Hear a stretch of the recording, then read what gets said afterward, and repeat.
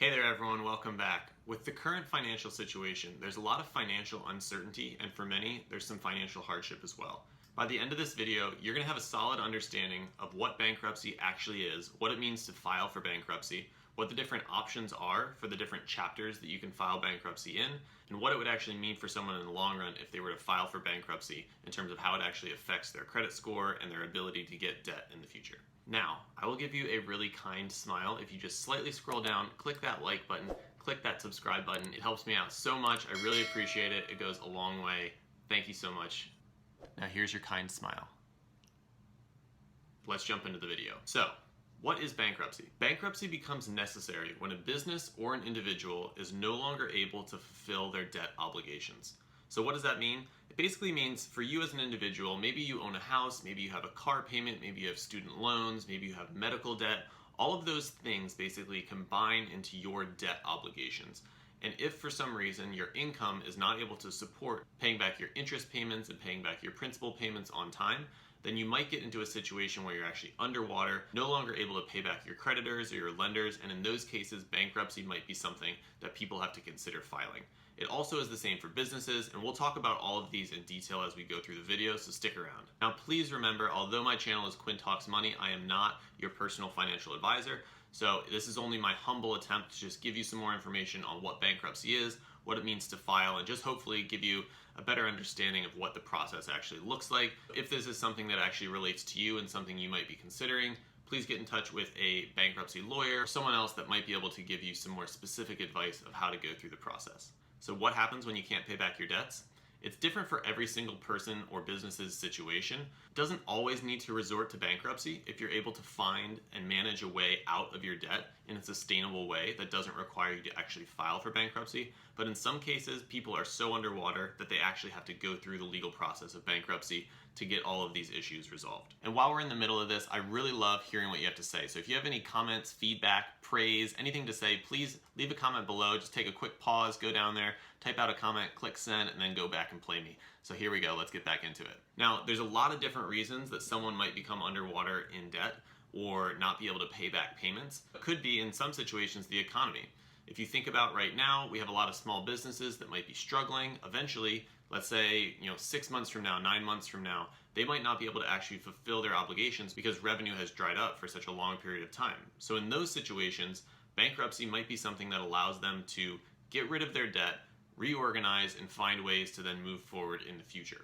Other examples could be individuals that are bogged down by medical payments or student loan payments or home payments or car payments, or maybe it's not things that were unexpected and it's things that you actually just accrued by not necessarily making the best financial decisions. It could be just a lot of debts. Maybe you bought exotic cars or things that were too expensive for the income that you actually had.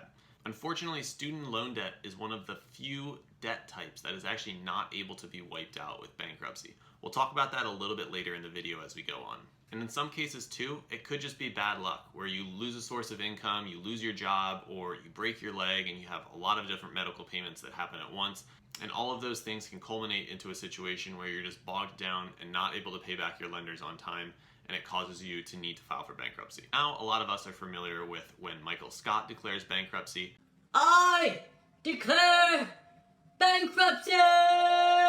But it's not just as simple as screaming it out at the top of your lungs for everyone to hear. There's a legal process that you have to go through to actually get bankruptcy filed and actually move through the process as well. Okay, so we're at the situation where you as an individual or you as a business have decided that you might actually need to file for bankruptcy.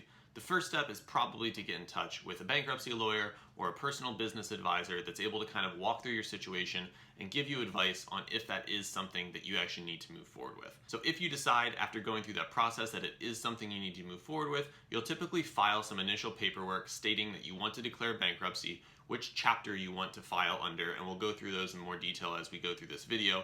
And then at that point, it'll be submitted to the court and there will be a couple new steps that you walk through, which we're going to talk about now.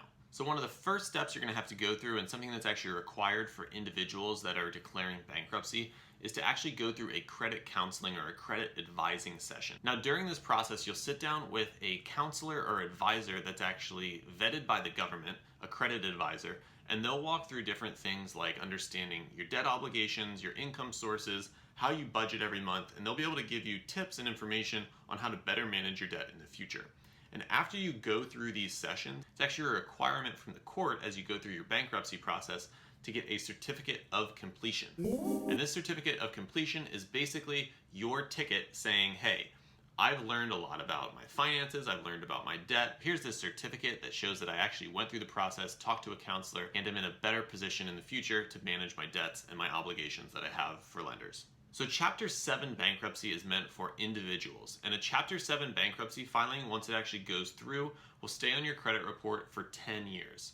So during Chapter 7 bankruptcy, they're going to take into account all the assets you have, value them up, and understand which ones they might actually have to sell off to repay your lenders. So let's say you have 2 cars and you don't actually need both of them to survive. They're not essential to your everyday life or your commute to work. And let's say you have $20,000 in debt that you're not able to repay. What they might do is actually sell that second car and repay the lender with the proceeds of that sale. Now, in other situations where someone actually might have more debt than that, it might not actually be as easy as just selling one car. Sometimes they sell your house, they sell your other car, they sell jewelry, they sell other assets, paintings, things of value to you. The things that they are not actually able to sell, though, would be essential items to your health and wellness, and also your ability to actually generate income. So if you do have a car that you're able to use for commuting to work to actually generate an income, that's typically something that would be exempted out of an asset that they can sell.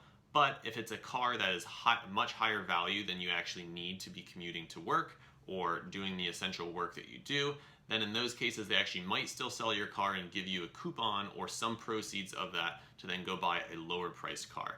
So the idea behind Chapter 7 is they're looking at all your assets and trying to find ways that they can actually pay back your creditors and your lenders with money from those assets. The essential assets are typically exempt, so you need a bed to sleep. Although it kind of seems a little weird that they'll let you keep your bed, but they won't let you sometimes keep your house, just enough to continue generating income. And from there, once the bankruptcy is filed, then you're able to move forward debt-free and rebuild your life from there. Most of the time in Chapter 7, if you just do not have enough assets to fulfill the obligations, that debt will still be wiped out and you'll have a clean slate moving forward. It just kind of depends on your own personal situation of how many assets you have and how much those are worth compared to how much debt you have.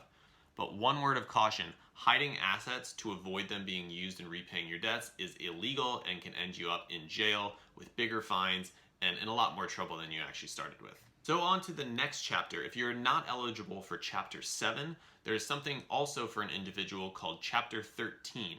And Chapter 13 is something that will stay on your credit report for 7 years.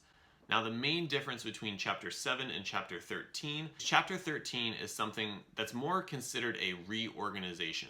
So in the reorganization, basically what happens is some other creditor or some other lender will actually buy all of your debt from whoever you currently owe. So in this situation, let's call them Creditor X. Creditor X buys all of my debt from Bank A. I basically now am only going to be dealing with Creditor X. So I will be negotiating with them to figure out a repayment plan. Usually it's about 3 to 5 years that you have to repay those obligations, but they're basically going to work with you and say, okay, you need to take a second job. We're still going to sell this asset. We're going to find money here, or we're going to take money from here. And they're going to create a more customized plan with you to reorganize the assets you have to pay back them rather than you paying back the original lender.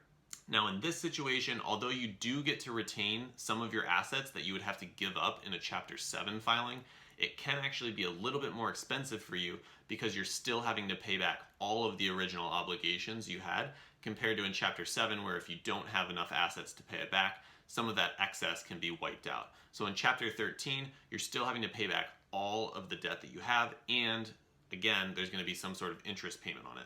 So everyone's situation, again, is going to be a little bit different. Chapter 7 might be best for you, Chapter 13 might, but both of them have different ways and different processes of working out in terms of how you actually move through the bankruptcy process and what happens to your assets along the way. Now, Chapter 11 bankruptcy is something that's for entities or businesses. So in a Chapter 11 bankruptcy, it actually kind of works similarly to Chapter 13 and 7 for individuals. It's a bit of a combination of both. But the main difference is that it's focused on businesses and entities rather than individuals. So in these cases, you might hear in the news that a company files for Chapter 11 bankruptcy. And in this case, what happens is that company is also going to work with a bankruptcy lawyer or bankruptcy firm to figure out all of the different assets that they have, some that are liquid. They'll figure out how much cash they have on hand, what the different revenue that's coming in and the profit that a company has, and understand, okay, can we actually be paying back this debt? What assets can we sell to pay back the debt? But in many situations too, another bank will come in and buy either all or a portion of that company's debt and then reorganize and figure out a way for that company to pay them back in the future. So let's talk about the last step of the bankruptcy process. And so you've gone through the process of filing your bankruptcy, you've talked to this personal counselor or the financial advisor to get you that certificate of completion for going through the credit counseling. You've reorganized your debt or you've sold off assets to repay your lenders. Basically then what happens is you'll file another paper with the court, or you'll do this through your lawyer. You'll file that with the court. The judge will look at everything. If you have a lawyer, they'll go into court with you. They'll basically approve if this is okay or not, if every party is happy with the situation. And then at that point, your bankruptcy will be finalized. And as we discussed before, if you are an individual filing Chapter 7, that bankruptcy will then stay on your credit report for 10 years. If you are filing Chapter 13 as an individual, it'll stay on for 7 years. And the one other thing just to kind of note with that, although technically after that 7 or 10 year period, depending on which chapter you file, the bankruptcy is removed from your credit report, it can still be relatively difficult to get other debt in that time and also potentially even after as well. So it's just one thing to note, although bankruptcy can allow you to wipe out a lot of that debt that you have, there are some longer standing considerations that you just have to have in the back of your mind if this is something that you are thinking about. I hope that gave you a good understanding of bankruptcy. If you'd be so kind to just give me a like, maybe even subscribe if you liked the video, leave a comment below. I really appreciate it. Thanks for coming to my channel with Quinn Talks Money, and I'll see you next time.